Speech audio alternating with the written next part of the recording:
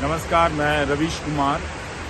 हम उस जगह पर हैं जिसे न जाने दुनिया में कितने लाखों लोग बहुत पहले देख चुके हैं। हमारे देश के न जाने कितने लोग यहाँ अमेरिका आकर, न्यूयॉर्क आकर देख चुके हैं। ये मेमोरियल है, 9/11 मेमोरियल कहते हैं। यहाँ पर कभी वर्ल्ड ट्रेड टावर हुआ करता था, उसकी उत्तरी इमारत और एक दक्षिणी इमारत जब दोनों ध्वस्त हुई तो दोनों जगहों की पर यहाँ पर एक मेमोरियल बनाया गया है। आपको मैं चाहता हूँ कि आप उस आवाज़ को सुनें और उस शांति को महसूस करें जिसे अंत में दुनिया में कायम किया जाना है।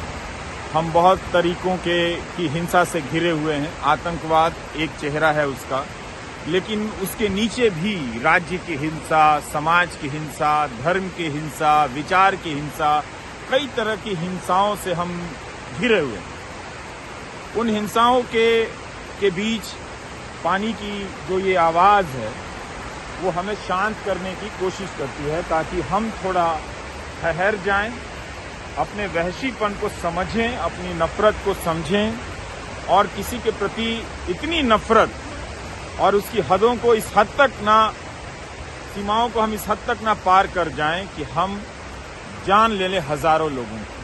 तो ये आप महसूस करें। मैं थोड़ी देर के लिए चुप रहूंगा और आप पानी की जो आवाज़ है, इसकी जो कल्पना है जिसने भी की है वो शानदार है। चारों तरफ से पानी गिर रहा है और नीचे एक कुंड में मिल रहा है। ये पानी एक तरह से रक्त भी है, खून भी है एक तरह से, कि लोगों का यहाँ पर जितना खून बहाया गया, आतंकवाद और हिंसा की राजनीति। आतंकवाद कोई शून्य से पैदा नहीं होता, उसे पैदा किया भी जाता है। तो ये जो पानी है वो केवल पानी नहीं है। मेरी नज़र में वो खून, जो लोग यहाँ पर कभी जिंदा थे, साबुत थे और इस इमारत में काम कर रहे थे, अपने सपनों को पूरा करते, ये सारे नाम जो हैं वो लिखे हुए हैं। इसमें भारत के लोगों के भी नाम हैं, पर इन सारे नामों को एक तरह से यहाँ पर सुरक्षित किया गया है और हमेशा के लिए यादगार बना दिया गया है। और ये पानी जो है वो एक तरह से उनकी स्मृतियों के जिंदा होने का एक तरह से सबूत है। लोग आराम से पानी यहाँ पर गिर रहा है और आप देखें तो यहाँ आकर ये सिर्फ वीडियो बनाने और सेल्फी का पॉइंट हो ही नहीं सकता है किसी भी तरीके से। और अगर आप बहुत जल्दी मैं चलकर आऊँ और वहाँ पर आप महसूस कर सकें, क्योंकि सूरज की रोशनी है तो आप बहुत ज़्यादा आप नहीं देख पाएंगे, लेकिन आप अगर देख सकते हैं तो मैं कोशिश करूँगा कि आप देखें कि पानी गिर रहा है।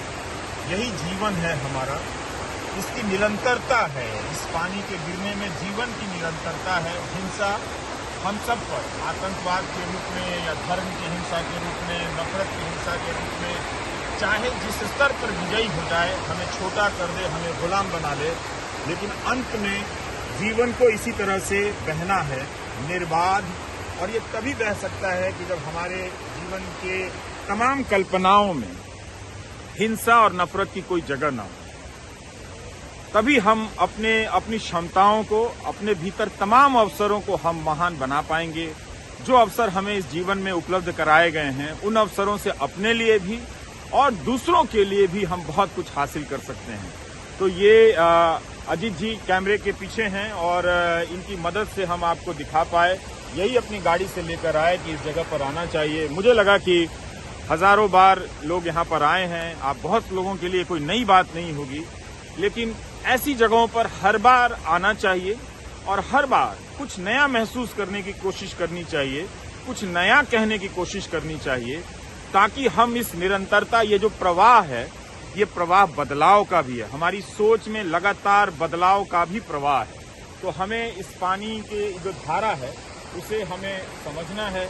और मैं यही दुआ करूंगा, यही गुजारिश करूंगा, आप सभी से प्रार्थना करूंगा कि आपके भीतर नफरतों से मुक्त होना तो बहुत मुश्किल है, मगर कोशिश कीजिए, धीरे धीरे कम कीजिए, अपने तर्कों के जरिए उनकी गांठों को खोलिए, अपनी कुंठाओं को से आज़ाद होने की कोशिश कीजिए।